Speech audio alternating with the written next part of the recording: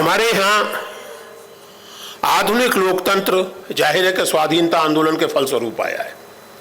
स्वाधीनता आंदोलन का आरंभ शासन की आधुनिक संस्थाओं और विधियों में भारतीय लोगों का रिप्रेजेंटेशन मांगने से हुआ था।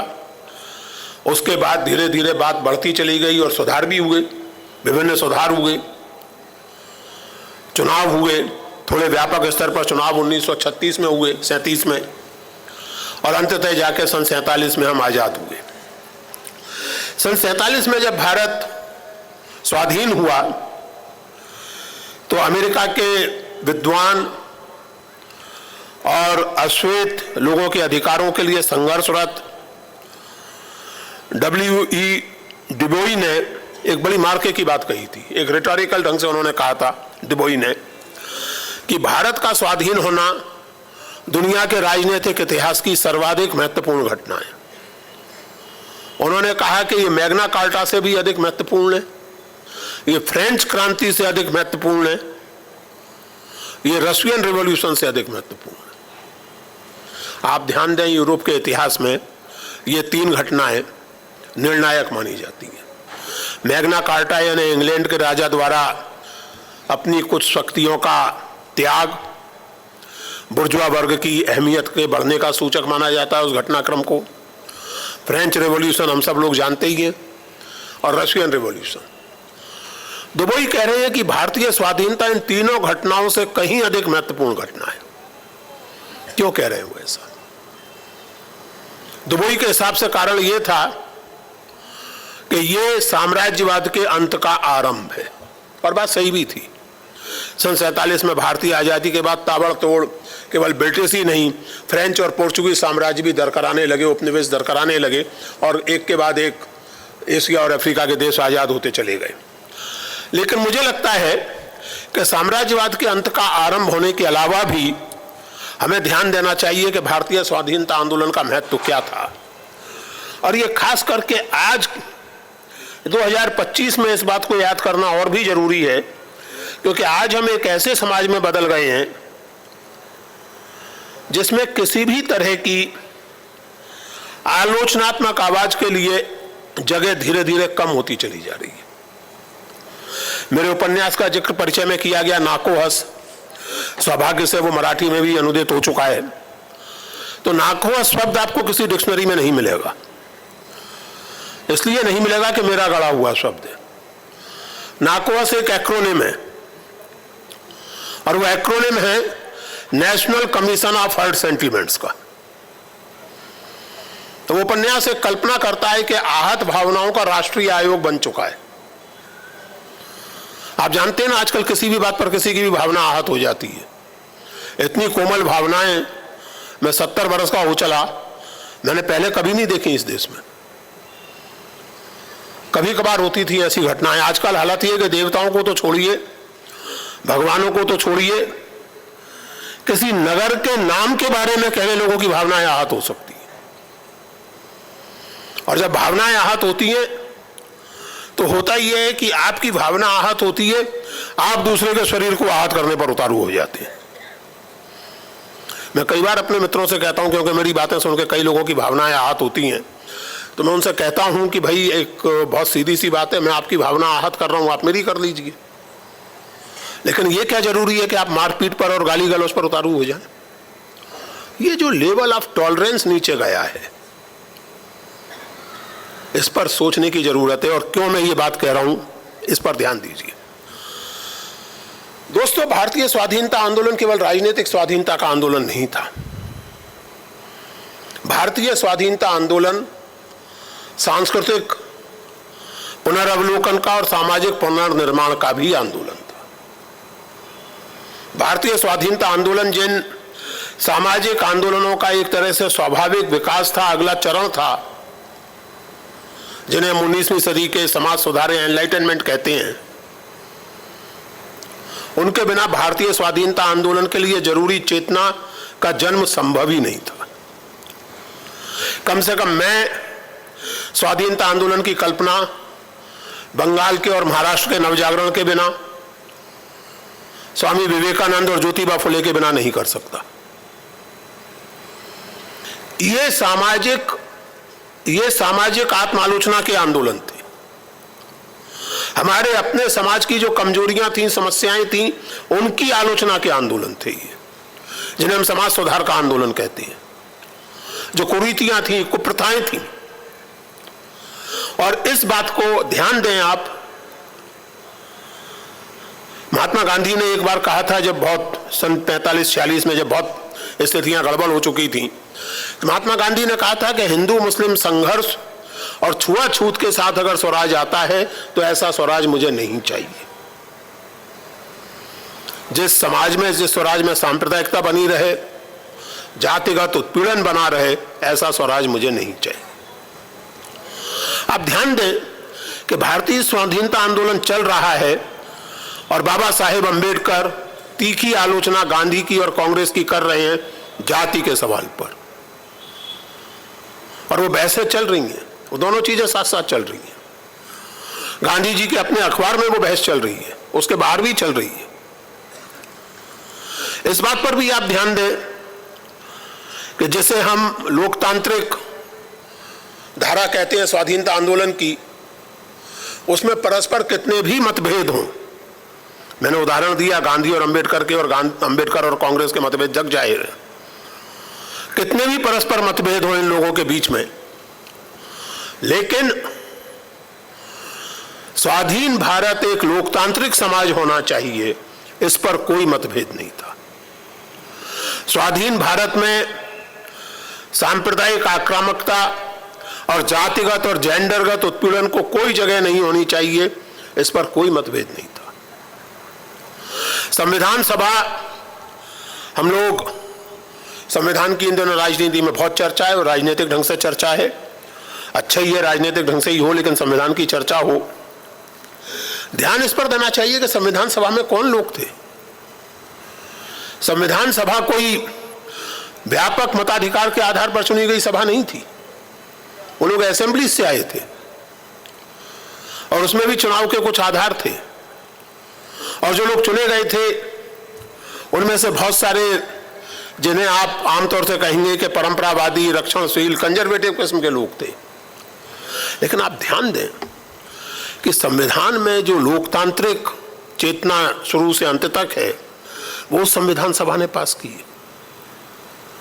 संविधान का ड्राफ्ट जिन लोगों ने लिखा है, जो ड्राफ्टिंग कमेटी थी अंबेडकर के अध्यक्षता में, वो अपनी जगह, उनकी मेहनत, उनके काम का जाहिर है कि अद्वितीय महत्व है, लेकिन संविधान सभा द्वारा उस ड्राफ्ट को स्वीकार किया जाना, इसके सामाजिक और राजनीतिक महत्व को हम लोग नहीं समझते।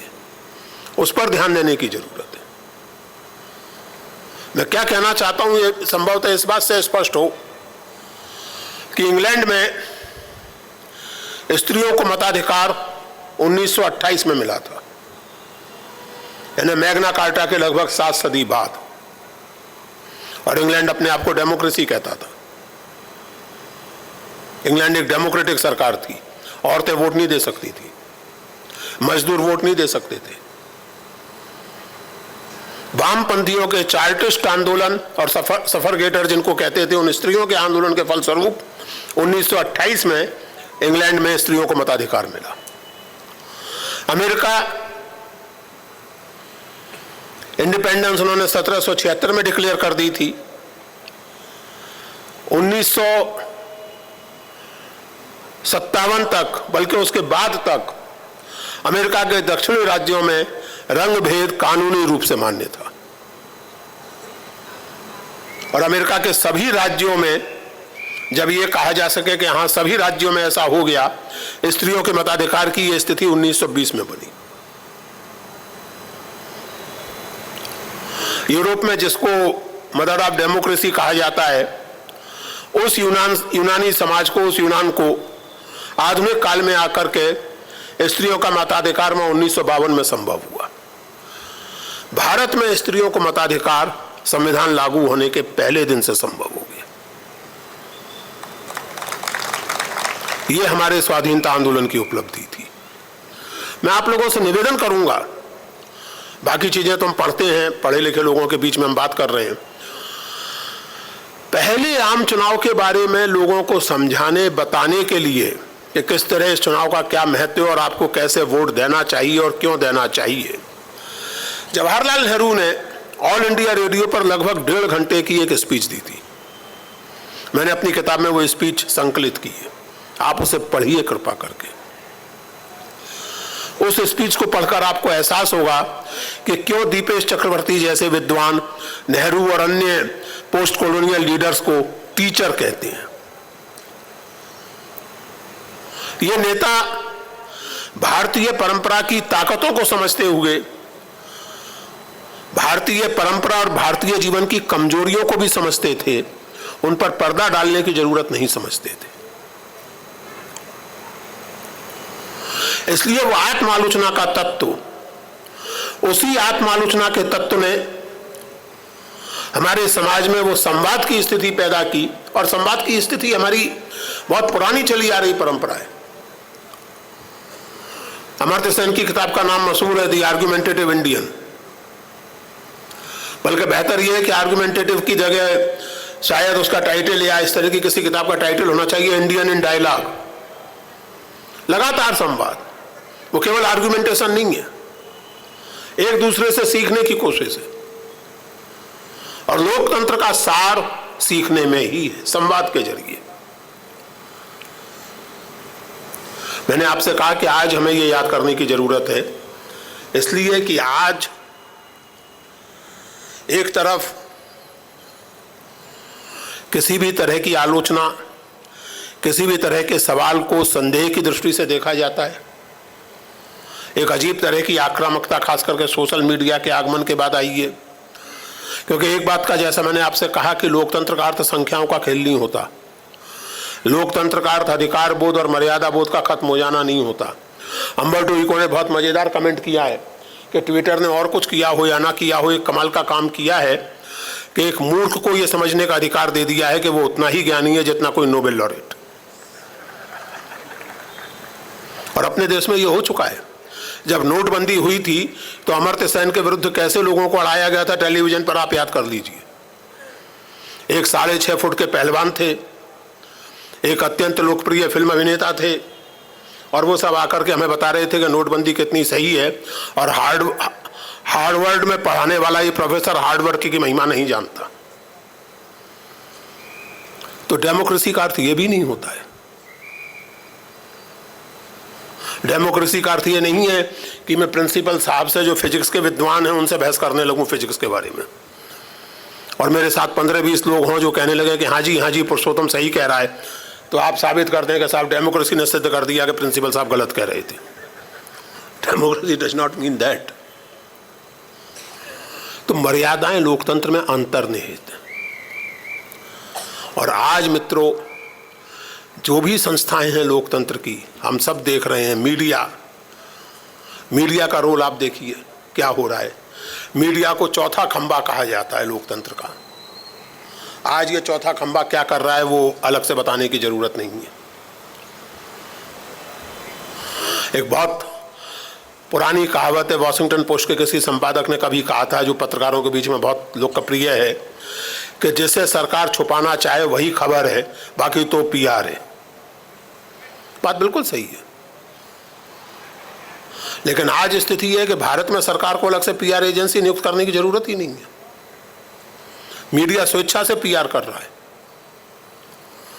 आज स्थिति है कि जिन संस्थाओं पर लोकतंत्र की मर्यादा को बनाए रखने की जिम्मेदारी है, उन पर दबाव है, और उनमें से कुछ संस्थाएं दबाव के आगे झुक रही हैं। ऐसे में यह सवाल पैदा होता है कि लोकतंत्र महत्वपूर्ण क्यों है। अगर लोकतंत्र समाप्त हो ही जाए, अथॉरिटेरियनिज्म आ ही जाए, तो हर्ज क्या है। यहां एक बात का ध्यान रखना बहुत जरूरी है दोस्तों। कई बार यह होता है कि जब समझदार व्यक्ति वो होता है जो दूसरे से भी सीखता है। मनुष्य और पशु में अंतर यह है कि पशु केवल अपने अनुभव से सीखता है, मनुष्य दूसरे के अनुभव से भी सीखता है, और इतिहास यानी सारी मानवता के संचित अनुभव से भी सीखता है। पोटेशियम साइनाइड का प्रभाव जानने के लिए मुझे स्वयं पर प्रयोग करने की जरूरत नहीं है। क्योंकि स्वयं पर प्रयोग करूंगा तो उस प्रयोग का नतीजा लिखने लायक भी नहीं रहूंगा। तो ये ज्ञान मुझे है। काला नाग सामने आ जाए तो उससे संवाद ना करने में ही भलाई है, ये ज्ञान मुझे है बिना प्रयोग के। लोकतंत्र का महत्व जानने के लिए तब तक इंतजार करना जब तक कि आपके सर पर आफत ना आ जाए, समझदारी नहीं है। आज अगर किसी एक व्यक्ति को हड़काया जा रहा है उसके पहनने और खाने को लेकर, तो कोई गारंटी नहीं है कि कल आप उसकी जगह नहीं होंगे। आज अगर किसी एक संस्था को नष्ट किया जा रहा है तो कोई गारंटी नहीं है कि कल आपकी प्रिय संस्था उसकी जगह नहीं होगी। शिक्षण संस्थाओं को नष्ट किया जाए और न्यायविद सोचे कि हमें क्या लेना देना, स्कूल कॉलेज जाएं भाड़ में, ये संभव नहीं है। इसलिए दोस्तों, भारतीय समाज पारंपरिक रूप से, स्वभावगत रूप से लोकतंत्र के अत्यंत अनुकूल है, और ये बात उन लोगों के लिए सचमुच चुनौती है जो अपने निहित स्वार्थों के कारण इस समाज में लोकतंत्र देखना नहीं चाहते। और इसलिए बेहद जरूरी है कि हम बतौर नागरिकों के अपने लोकतांत्रिक अधिकारों और कर्तव्यों के प्रति सचेत रहें और लोकतंत्र की रक्षा के लिए, उसके प्रति प्रतिबद्धता के लिए तब तक इंतजार ना करें जब तक मुसीबत हमारे सर ही ना आ जाए। बहुत धन्यवाद मित्रों।